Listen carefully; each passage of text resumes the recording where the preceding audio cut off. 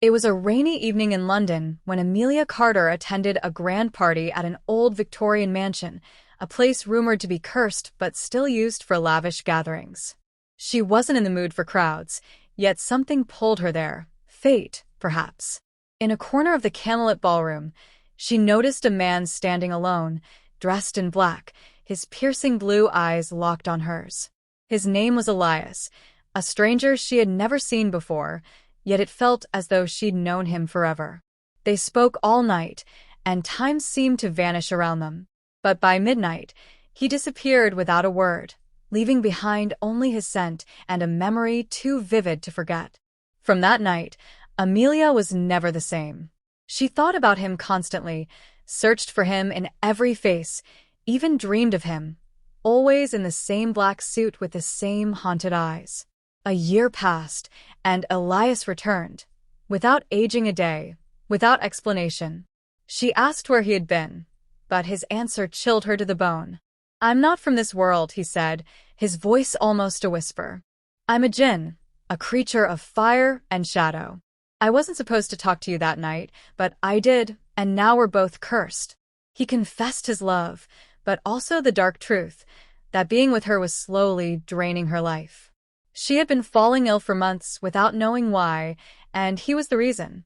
Her love for him made her soul weaker, and his presence in the human world was against all ancient laws. Despite this, she couldn't let go.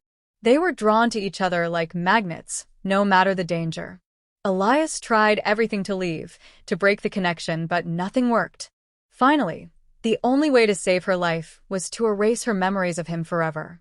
That night, as he held her in his arms under a sky full of stars, they cried silently, knowing it was the last time. The ritual was done. A year later, Amelia once again attended a party at the same mansion.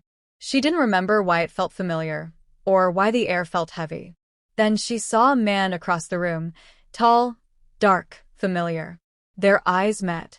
Her heart skipped. She didn't know his name, but her soul did. And as he smiled at her, the candlelight flickering between them, a soft voice inside her whispered, "You've loved him before." Amelia couldn't explain why her heart raced every time she saw the man in the charcoal suit. It was as if some forgotten part of her awakened when their eyes met. Over the next few weeks, they began to run into each other more often, as if destiny was gently nudging them together. He introduced himself as Elias once again, and she felt the name stir something deep inside her, like an echo from another life. Though she couldn't recall ever meeting him before, she felt safe in his presence, drawn to him with an intensity that defied reason.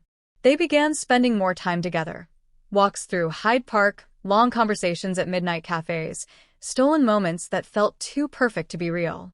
But soon, strange things started happening again. Lights flickered when he touched her. Her mirror cracked without reason.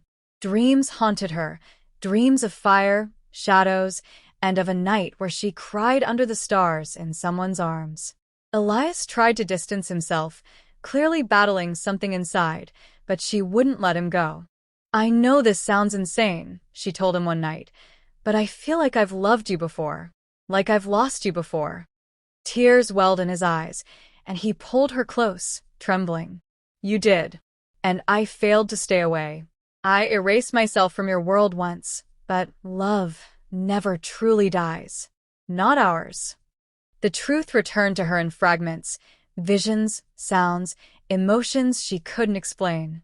Until one night, in the middle of a thunderstorm, she remembered everything. The first party, the confession, the curse, her fading life. Elias begged her to walk away this time, to live a full life without him.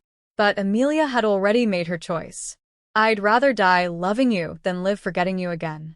Desperate to protect her, Elias turned to the forbidden, summoning the ancient Jinn council, offering his existence in exchange for her soul's freedom. The spirits warned him, "If you give yourself up, you will be erased from all worlds, never to return." He didn't hesitate. That night, Elias vanished into smoke and wind, whispering her name one last time. Amelia collapsed, unconscious, and awoke in her bed with no memory of him once again. But this time, Her soul was at peace. Or so it seemed. Months later, while walking through a street fair, she passed a stall where a fortune teller grabbed her hand and whispered, "Your love lives between worlds, and he waits for you in the shadows." Amelia froze, her heart aching for something she couldn't remember. And just beyond the crowd, a man in a charcoal suit watched her, then disappeared with the wind. The days that followed were heavy with a strange emptiness Amelia couldn't explain. Faces blurred, moments passed, and yet something inside her felt incomplete, like a dream she almost remembered but kept slipping through her fingers. She began painting again, something she hadn't done in years, and every canvas she touched somehow ended up with the same figure, a man standing in shadows, his face half-lit, always watching her with familiar blue eyes. Her friends grew concerned. "You keep painting the same stranger," one said. "Who is he?" Amelia had no answer. "I don't know," she whispered, "but I feel like I'm waiting for him." That night, unable to sleep, she walked through the rain-drenched streets of London, her feet guiding her without thought, her heart pulling her towards something invisible. She stopped in front of the old mansion, the one where it all began, now abandoned and draped in ivy and silence. Compelled by a force she couldn't fight, she stepped inside. The hall was cold, echoing with memories that didn't belong to her conscious mind. Candles flickered along the walls, though no one had lit them. The air smelled of burning sandalwood. And then she saw him, Elias, standing where they first met, looking exactly the same, his suit, his eyes, everything. But he didn't move. He was frozen like a statue, pale, translucent, caught between worlds. A sudden gust of wind slammed the doors shut, and whispers filled the air, ancient, haunting, voices of Jinn warning her not to interfere. But Amelia, heart pounding, walked up to him and touched his face. A spark shot through her fingers. Her eyes turned glassy, and memories came flooding back, not just from her time with Elias, but of every moment he'd protected her, every night he stood guard while invisible to her eyes, every pain he endured so she could live. Her soul remembered. Her love returned in full force. And something powerful awakened inside her. The Jinn Council had made a mistake. They thought love could be erased. But Amelia's soul defied their laws. In that moment, her love broke the rules of both life and the supernatural.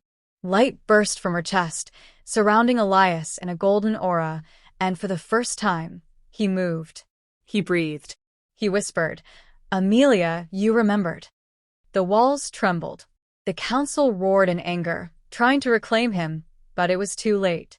The bond they shared had created something even the Jinn couldn't destroy, a love rooted deeper than death, more eternal than magic. The mansion crumbled around them as Elias pulled her into his arms, and together they vanished into light. Some say they ascended to a hidden realm between worlds, where spirits and souls roam freely.